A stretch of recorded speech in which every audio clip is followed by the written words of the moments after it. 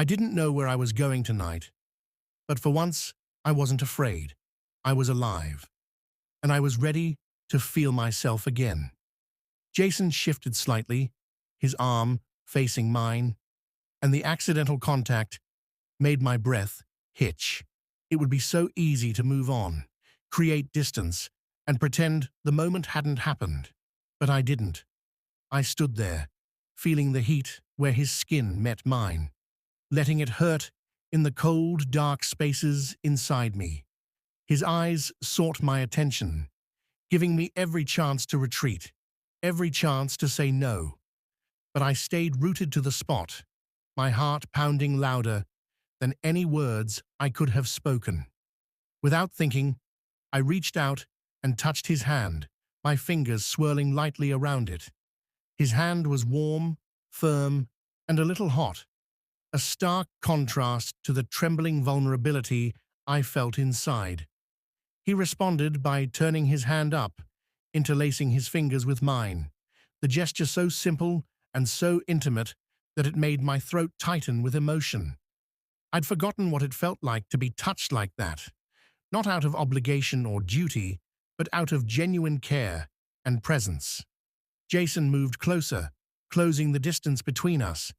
His hand rose slowly, anxiously, to brush a long strand of hair behind my eye. His toes brushed my skin deeply, yet a thud still sat in my spine. For a long moment, he simply stared at me, his gaze heavy with meaning. "You're so beautiful," he shouted, his voice strong, with something that sounded dangerously close to joy. No one had said that to me in years, not with that kind of rare, unfiltered sincerity. I felt tears stretching the backs of my eyes, but I looked away, refusing to let them fall. Instead, I leaned into his touch, letting his hand lift my boy. The world outside disappeared. The tears, the loneliness, the endless stream of meaningless condolences, until there was only this moment, just him and me, and the possibility of us spilling out. He moved even closer, and I could feel his breath against my lips. There was a pause, a slight hesitation, as if he were giving me one last way out. But I didn't want it. I closed the distance, slowly pressing my lips against his. The kiss was gentle at first, tentative, as if we were both afraid the other might pull away.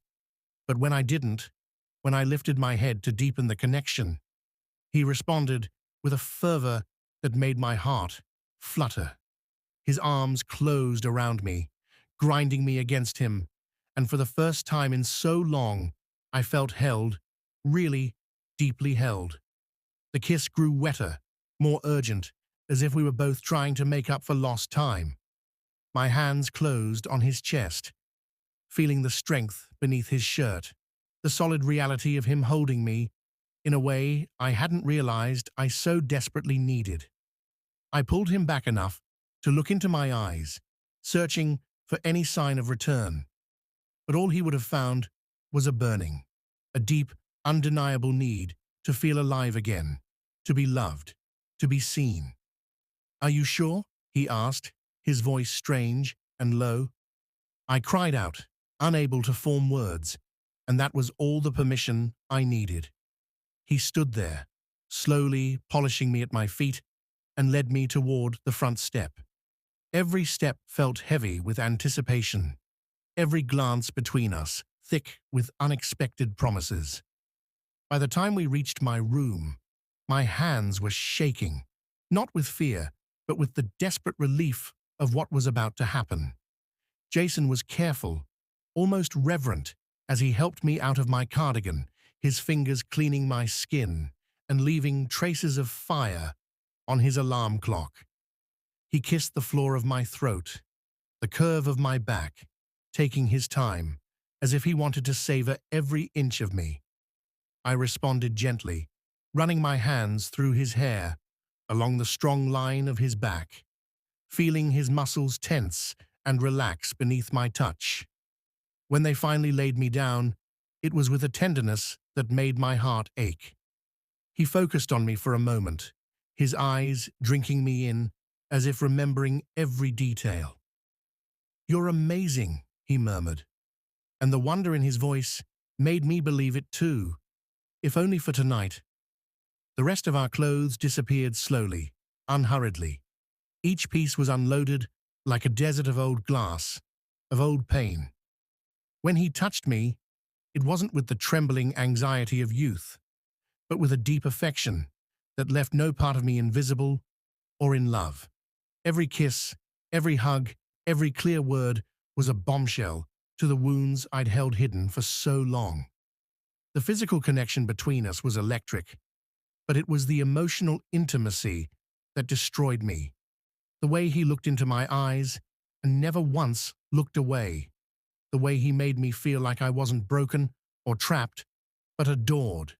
Our bodies moved together in a rhythm as old as time, a slow, sensual dance that built and built until it consumed us both. When I finally cried his name, it wasn't just the release I felt, it was the recovery. It was the reclaiming of a part of me I thought was lost forever. Afterward, we sat stuck together, the room filled with a soft, golden silence. Jason wiped his fingers down my arm, clean and tender, as if he were afraid to let me go. I rested my head on his chest, listening to the rhythm of his heart beneath my ears. For once, I didn't feel the oppressive weight of loneliness pressing down on me. Instead, I felt warm, scared, held. He pressed a kiss to the top of my head and shouted, "You're not alone anymore." I closed my eyes and let the truth of those words sink in. In the space of a single night, Jason had reminded me that love could take many forms and that healing, though heavy and complicated, was still possible. I'd spent so much time mourning what was lost that I'd forgotten how to wait for what could be found. Broken in his arms, I finally allowed myself to believe that life could still hold an unexpected beauty even after so much pain. And maybe, just maybe, I was ready to find him again. The morning light slowly grew in the room, casting a soft glow over the jammed leaves and the warm warmth of the previous night. I stirred a little, half hoping to wake up alone, half embracing the emptiness that had become a constant companion. But Jason was still there, his arm protectively draped over me, his breathing slow and steady against my hair.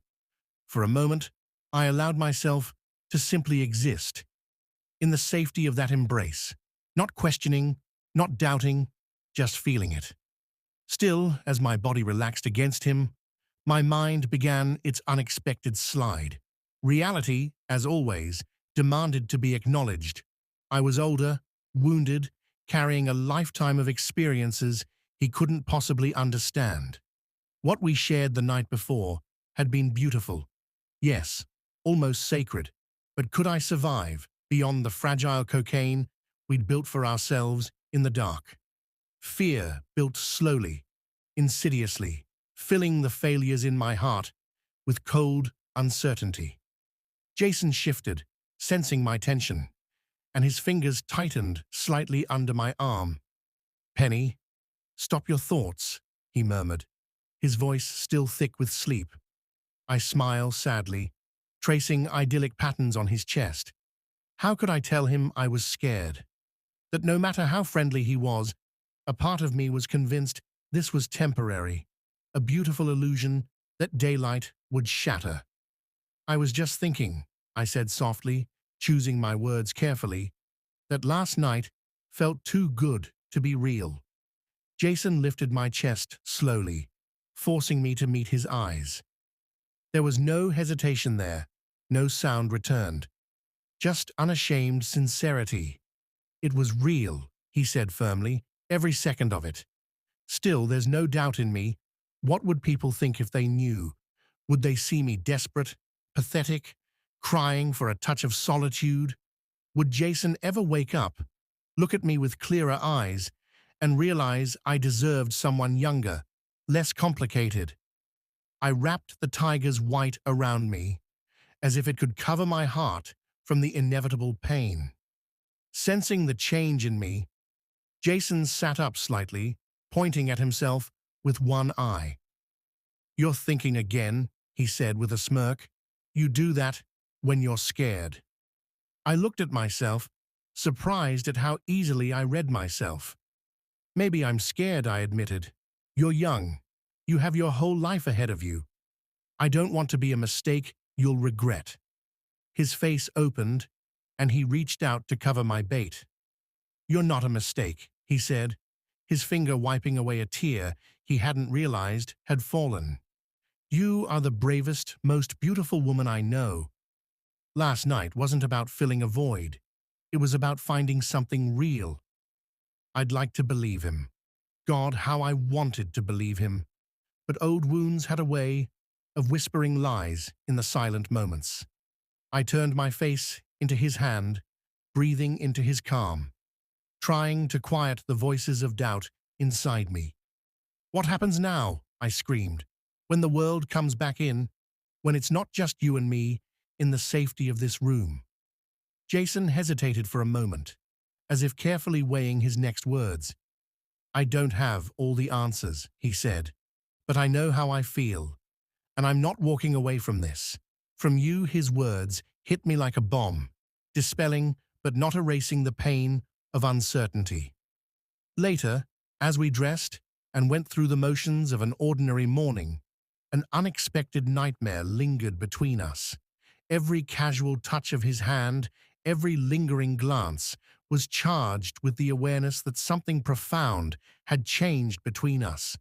We were no longer just two lonely sons seeking temporary solitude. We were closed off now, in a way that frightened me as much as it comforted me. The knock on the door startled us both. Jason looked at me, silently asking if I wanted him to answer. I put my head down, grabbing my dress and brushing my hair. Whoever it was, they could wait. I needed a moment to gather myself, to decide how much of the night's magic I was willing to let the world see. But deep down, I knew the real battle wasn't against other people's opinions, but against my own fear. The fear of being vulnerable again, the fear of giving myself hope, the fear of opening my heart to something I couldn't control. Jason came up behind me, wrapping his arms around my chest and resting his chest on my back. "Whatever comes next," he said calmly, "we'll face it together."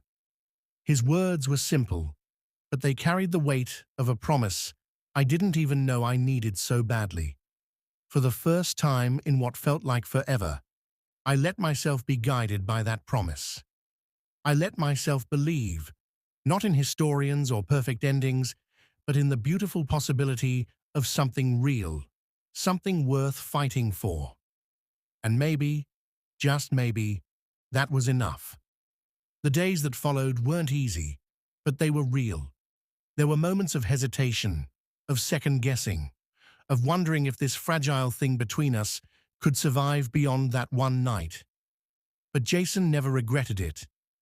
When I was scared out of my wits, he patiently twisted me. When I hesitated, he reminded me, with simple gestures and slow words, that love doesn't always arrive the way we expect.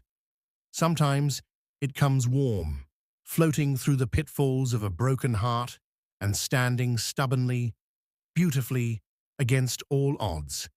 We kept our connection private, relishing the small moments we only knew about, those seen across a room, the stolen touches, the late-night conversations that bonded the wounded parts of us. There were challenges, of course, but we met them hand in hand, understanding that what we had wasn't perfect, but it was honest. Jason never made me feel like a loss or a mistake. He made me feel seen, wanted, loved, not in spite of my wounds, but because of them. One night, as the sun sank low and painted the world a soft gold, Jason took my hand in his and said, "You saved me too, you know." He smiled at me, through the tears that swelled in my eyes, realizing that maybe this wasn't just about healing old wounds. Maybe it was about building something new, something neither of us had ever dreamed of, but we both needed more than what we had known.